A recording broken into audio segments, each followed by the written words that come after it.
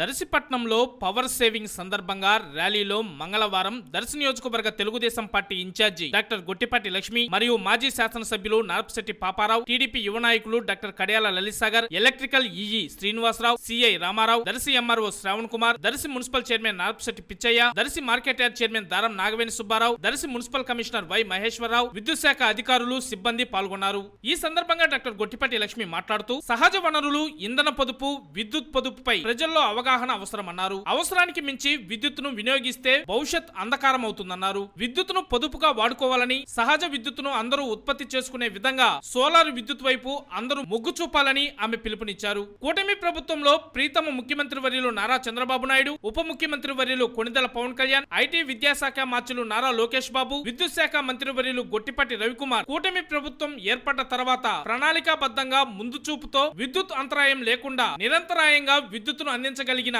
ఏకైక ప్రభుత్వం కూటమి ప్రభుత్వం అన్నారు.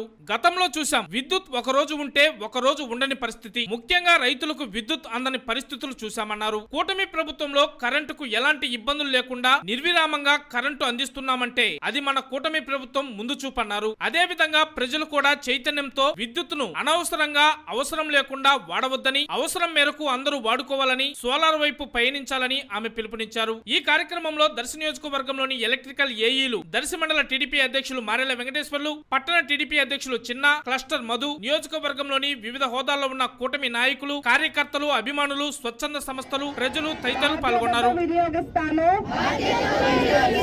విద్యుత్ పొదుపును నా దినచర్యలో భాగం చేసుకుంటాను. సహజ వనరుల్ని రక్షించుకునే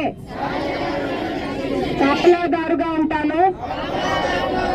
అత్యంత విలువైన విద్యుత్ కి ఏ రూపంలోనూ వృధా కాకుండా ఎల్లవేళలా జాగ్రత్తగా వ్యవహరిస్తాను. బాధ్యత గల భారతదేశ పౌరునిగా విద్యుత్ వృధాను అరికట్టి విద్యుత్ శక్తిని సరైన రీతిలో వినియోగించడం వల్ల